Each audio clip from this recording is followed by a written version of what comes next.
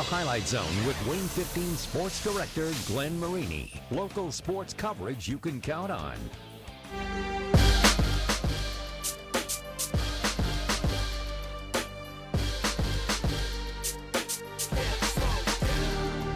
It's been a while since we won the last one. We started playing as a unit. I feel like we recognize each other's game. The atmosphere and everything should be pretty exciting. Nobody thought we could step it up this year, but we know what we have to do.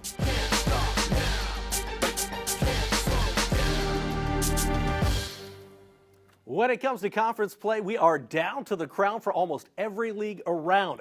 ACAC title up for grabs in Monroeville. An E8 title, it could be clinched with the Big Blue Pit. We're going to get to those, but first, we're going to start in the city where you knew it wasn't going to be pretty. Andy McDonald joins us with your Highlight Zone Game of the Week. Andy. Thank you, Glenn. To put things in perspective, the last time Northrop, they won an SAC outright, the three-point line, it didn't exist. That was way back in 1987. To do that, though, the Bruins, they would have to go through the second best team in this conference. It's Carroll at Northrop, and it's your Highlight Zone Game of the Week. The Bruins coming in alone atop the SAC at 7-0, the reigning SAC champs. Carroll right behind at 6-1. Slow start both sides. David Edja, the three ball, top of the key, knocks it down. Then Nick Haynes from the corner for Northrop. Give him all three of these. Carroll, they're up just 19-15 at the break with Keon Brooks Jr. Taking it all in during a free weekend from La Lumiere. Third quarter, scrambled inside. The ball finds Edja. Edja, the senior, punishes the rim for two. He had 16 and 18 boards. Rod Chamble's bunch turns up the intensity to Noah Ridley. The rip, the finish, the foul. Northrop climbing back into this thing, 34-30. But this will be the turning point. End of the third quarter, Daniel McKeeman, Money McKeeman for a reason. He drops in 3 threes in the final 90 seconds of the quarter. Chargers open it up 43-32 heading into the fourth. Kamani Smith and the Bruins, they keep the hope alive. The bank open, the lead cut to single digits. Then off the miss, Sidney Curry underneath. He was held to just 11 points on the game. It's 55-48, but it's too little too late. The Chargers, they would make their free throws down the stretch to close this game outright. Carroll says not tonight. Chargers hand Northrop their first loss in conference, 63-50, and keep their title hopes alive. We like being underdogs, so we just have to embrace it. We just have to embrace it, and then we'll be fine. Well, it meant a lot. Starting from the season, we were struggling a lot, so this win really meant a lot for us. Showed how together we were. At the end, you were very excited. What did it mean to this Carroll team? Just to come back from the start we had at the beginning of the year, where we just couldn't find our identity at first, but I think we found it now. It's just in our defense and just staying together. And I mean, on the back of our shirts, we're always staying united. And you see it with our fans and the community. It's just a great feeling. So I'm really proud of the guys. They hung tough. They played together. You know, they wanted it. So good for them. Northrop closes out SAC play next Friday at Dwenger, while Carroll hosts Homestead in that same night. That will be your Highlight Zone Game of the Week and determine the SAC champ. Glenn, back to you. Oh, man, get ready for that next Friday. Hey, speaking of Homestead, Spartans ranked 12th in this week's 4A state poll. Chris Johnson and company hyped up to face Concordia. Will Smith getting jiggy with it. Second quarter, the lefty three. He's excited. He should be. The Spartans up 16-4 out of the gate. Concordia trying to answer. Adam Gottschalk. He had 10 points that would lead the Cadets. Then it's the sniper, Alec Bartkowiak, for three. But Homestead would have much more to cheer about tonight. Second quarter action still, Alec Grinsfelder. Kid had a game, 16 points. Then watch this. Xavier Overstreet, the X Factor, diving. And the pass was beautiful. It's an and one from Grinsfelder. Take another look. Gotta love it as the kid gives up the body, and Homestead gets a W, 53-33. Don Riker Gymnasium, Southside looking for its third straight win. The Archers hosting a Wayne team that had won 2 of its last 3. The Southside, they can be dangerous in part because of J.T. Langston. The junior buries the J, but Wayne up 41-31 in the third. Langston Jr., that time with the left hand, it is in. The lead, though, for Wayne still at 10. Austin Jordan, talented sophomore, he had 16 to lead the Archers. But Craig Young, watch this. Sky and high with the defender on him for the jam. Craig had 29. And then it's Cam Starks taking care of business as Wayne wins a good one at Southside 70-67. Moving on now to Kilmer Court. Snyder looking to bounce back after a tough loss to Blackhawk on Tuesday night. You see in your picture there, Dylan Duff. Well, he had himself one heck of an evening. Lures here first. Nayland Thompson with the deuce. But this one, all Snyder, and it was all Snyder from the get-go. Jermaine Woods for 2 down low. And then you're going to see the fantastic Junior Duff. Keeps adding to his game, has a little inside out in him. The kid had 40 points on the game. He almost outscored Lures by himself. Take another look. It's Duff. They couldn't stop him. They couldn't stop Snyder at all. 104-45. The Panthers win it at Kilmer. Last dance tonight in the SAC, Bishop Dwenger at Northside. This young Legends team, not that young, and looking to snap an 11-game losing streak. First quarter, good look inside for Matt Duchansky for 2. Then it's the big man, Jared Lee, stepping outside for 3. And Gary Andrews not exactly happy with the D early. Saints up by 5. Northside responding. Ronald Collins at third, RC3. Nails it, and then you'll see the freshman Rodney Woods, one of those young legends that can do some things in the future. He gets the bucket. This one was back and forth early. You're going to see Kuchansky with the and one here as Dwenger goes in to buy hay and gets a victory. Your final 82-33. Well, that is going to do it for the SAC tonight, but coming up after the break, we're going to decide conference titles outside the city. In the Northeast State, we'll head up to the Big Blue Pit where East Noble was looking to go undefeated in conference for the 2nd year in a row. In the ACAC, it was for all the marbles out in Monroeville. Jay County versus Heritage. Winner takes the conference. And in the NECC, Westview, trying to clinch a share of the league title, will head up to Topeka. Much more coming up next in The Zone. Stay tuned for the highlights of...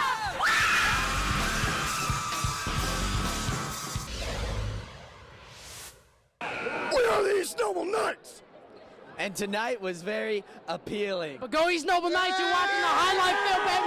What's up, baby? Well, things have been appealing up in Kendallville because last year, on the way to a 21-win season, East Noble swept its way through the NE8 to claim a conference title. It's a feat so nice, they were trying to do it twice. We're talking about a win tonight, and the Knights would finish 7-0 in league play and win their 2nd straight conference crown. They were taking on New Haven, and in the 4th quarter, Ali, one of the best around. He nails the short J. East Noble up 53-38. New Haven going inside. 6'5" sophomore Thomas Latham. Kid can play. He's going to have a great future, but Ali is the present, and the future Akron Zip had himself a game. 19 points, 6 rebounds, and 6 assists. Bruce Stevens wondering what he can do to stop him. Well, they might stop him, but they're not going to stop Brent Cox, too. He had 14 points and 16 boards, and then it's Hayden Jones knifing his way in. Good finish as East Noble wins 70-51 to win their 2nd straight Northeast State title. It was tough. They knew what was at stake, and they came out and they gave us their best game. So it was great to see that we could pull out a tough win. We got to finish out these last couple games strong, moving into sectionals, and hopefully bring back the sectional title to Kendallville. I mean, it's very exciting. This is something we've been working for ever since the last offseason, ever since our loss to Carroll. We've been wanting to get something back, and this means that all our hard work's finally paid off. Yeah, next up, how about a good tune-up? East Noble traveling to Homestead on Tuesday night. Huge matchup at the Castle. Huntington North and Norwell both came in 5-1 in conference play. Sawyer Stoltz recently committed to play college ball at IUPUI, and, well, perhaps that's why. The Vikings out to a great start. Hank Pulver, lefty, 3, corner, good. It's a 9-0 Huntington North lead out of the gate, and it would get worse if you're a Norwell fan. In the 2nd quarter, Devin Newcomb with the 3. Huntington North 18-0 out of the gate. Levi Leidig hits the 3 to get Norwell on the board in the 2nd quarter, but it's Huntington North winning 48-32 in Ossian. Belmont, one of the area's most improved teams, won 6 games all last season. This year looking for win number 11 tonight, but it wouldn't come easy. Caleb Nixon drills the 3 for the DeKalb Barons. Cade Felling, though, off the good feed, hits the layup, and the Braves in business. This one back and forth all night. Cole Richmond with the triple for Rod Cohn and the Cone Heads. But Aaron Lehrman, one of the best in the conference, The long senior with the bucket, and then you're going to see Felling do it again. They would need every basket because Belmont would win this one in overtime by 1, 55-54. Young Leo team looking for its first conference win. The Lions hosting Columbia City. And the Purple Pride led by this guy, Aaron Kimball. And Kimball can ball. He had 17 points. That would lead the Purple Pride tonight. They jump out to a 12-2 lead. TJ Bedwell saw a lot of him in the end zone during this high school football season on the highlight zone for Columbia City. Same could be said for this guy, Gregory Bolt. He muscles his way in. That cuts the lead to 14-4. But Aaron Kimball, we already mentioned him, he had himself a night, drills the three right there as Leo comes out and plays some good basketball tonight in a 63-45 win. In the ACAC, we're talking winner-take-all tonight in Monroeville. Both Heritage and Jay County 5-0 in conference. The winner taking the conference crown. Fourth quarter, Wyatt Giesemann going to play baseball at the University of Cincinnati. It's a 40-31 Jay County lead. Heritage right back. Alec Burton. He had 14 to lead Heritage. That cuts the deficit to 4, but Michael Schlechte was a problem for Heritage all night. The 6'3 senior had 29. Heritage, though, chipping away. Cam Mitchell, beautiful layup right there. Then it's Will Kanapke, the senior. This would cut it to a 47-42 game, but I mentioned Mr. Schlechte had himself an evening, and so did the Jay County Patriots. They win this one by 2, 55-53. They are your conference champs. Excitement, proud of our seniors that we busted our butts all year. Not making the tournament kind of a sour taste in our mouth. Wanted to get back, take home the conference regular season title. Just relax, don't panic, and just play basketball. It's a lot, means a lot to all of us. Last year we lost them, and the same thing happened. And this year we knew they were going to come with some vengeance, and then we just came out at the end and came up with the win. All Schlechte all the time. Hey, the Hangar in Monroe, always a great place to watch a game, even more so when it's a rivalry game, right? Adams Central, South Adams, fourth quarter. Kevin Brown, AC's top player with the bucket. It's an 18-point lead for the Jets. Trey Schutz with the three.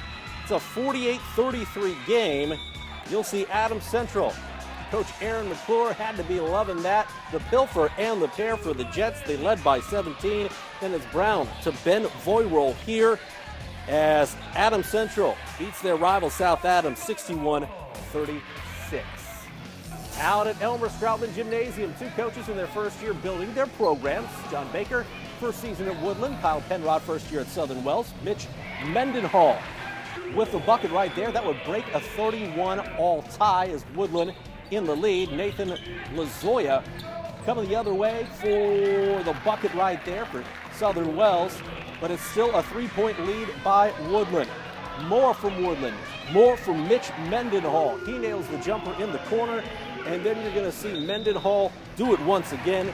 Woodland would pull away late in this one as the Warriors beat Southern Wells 67-47. In the NECC, 9-0 in Conference West, you could clinch at least a share of the title with a win against Prairie Heights tonight. Easier said than done. That's Prairie Heights' Lane Batchelor nailing the three. And this one was tight. Elijah Hales, the White Mamba, draining the three.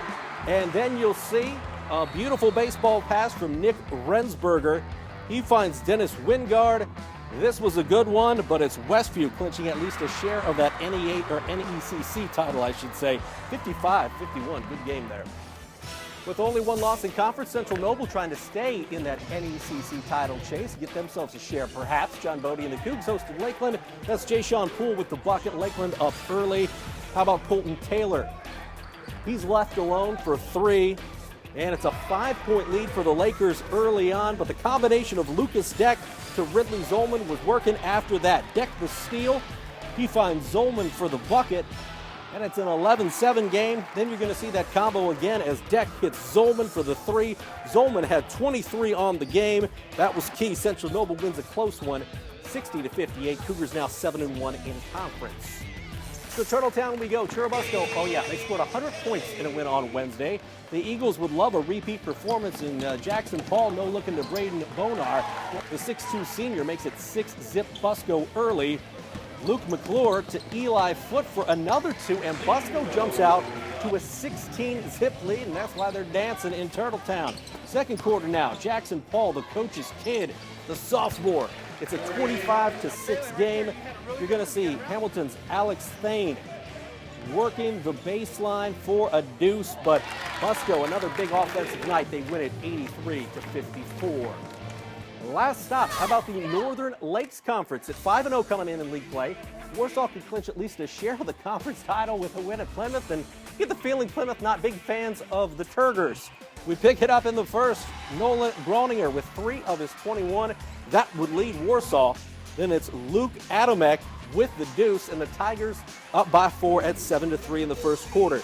Tyler Metzinger would get the bucket there as Warsaw does clinch at least a share of that conference title with a 54-41 win against the Rockies. We got more Highlight Zone, including Mad Ants and Comets, and your play of the week up next.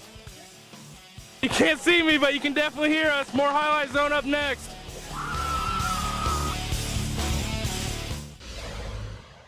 I'm VJ Beecham with the Windy City Bulls, a New Haven grad, and this is the Highlight Zone.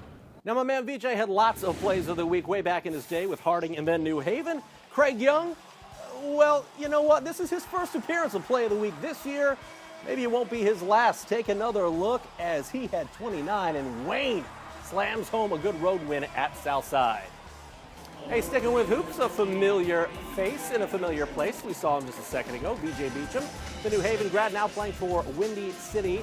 Those are the Bulls, VJ and company in town to play the Mad Ants. And VJ giving fans what they want. He drains the 3. He had 5 points and 7 boards, stopping him, no doubt, a tall order. Davon Reed, watch this. Good hustle to the floor to Jordan Barnett for the breakaway slam. And then you'll see Alize Johnson. He messed around and almost had a triple-double, 16 points, 13 rebounds, 8 assists, but it wouldn't be enough. Mad Ants fall by a final of 116-98. Moving on to some hockey, the Comets opening a 3-game stretch at Newfoundland. The Growlers, an ECHL expansion team. First period, JC Campagna with the goal. That's his 22nd of the season. Now 2-1, though, Newfoundland in the third. Campagna ties it at 2. After a scoreless overtime, we would go to a shootout. 7th round of the shootout. Scott Pooley beats Eric Levine. Jamie Shaftsma, he can match, but the captain doesn't as the K's fall in a shootout 3-2 to the Growlers. Our last stop after beating Ohio State on Tuesday, the Mastodons volleyball team back at it against McKendree. First point of the night, Kate Bontrager. And that is how you start a match. 15 kills for Bontrager. And we'd see more from the sophomore out of Plano, Texas. They say everything is bigger in Texas, and that is one big kill. Then you're going to see the National Player of the Week, Pellegrin Vargas, come up with one of his 13 kills. The Dons, it goes 5, but they do win it 3-2 over McKendree. The Dons hosting 13th ranked George Mason tomorrow night at 7 o'clock at the Gates Center. We'll be back next Friday with more Boys Hoops, but for this Friday's Highlight Zone, I'm Glenn. We'll see you next week.